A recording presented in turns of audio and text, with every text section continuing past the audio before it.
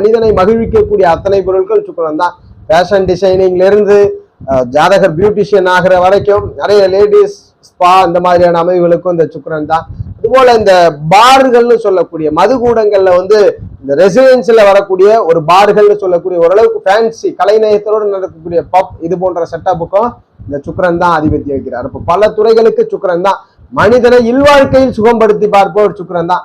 இல்லற சுகங்களையும் சுக்கிரனால தான் கொடுக்க முடியுது. அப்ப சுக்கிரதசை 20 வருஷம் ஆரம்பிச்சதுன்னா யோகமா இருந்துட்டா நீங்க மிகப்பெரிய மகிழ்ச்சியை அனுபவிப்பீங்க. இந்த 20 வருடத்துல பலவிதமான அனுபவங்கள் கிடைக்கும். எங்கு சென்றாலும் சொகுசு வாகனங்களிலே பயணப்படக்கூடிய நிலை சுக்கிரனுடைய ஸ்தான வலுவுக்கு தகுந்தார் போல.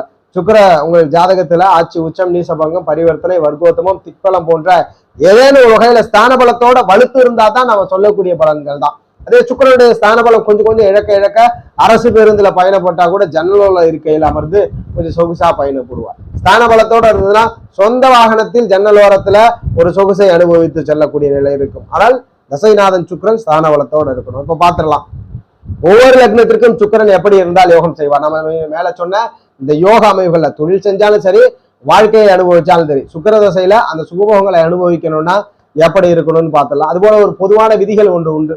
குழந்தைகளுக்கு சுக்கிர தசை நடந்தா குட்டி சுக்கிரன் வேலைக்கு ஆகாதுன்னு, அதெல்லாம் பொதுவான விதிகள் தான். சிறு வயதுல சுக்கிர தசை நடந்து நல்லா இருந்தா கூட சிறு வயதிலே ஜாதகர்கள்லாம் பெரும்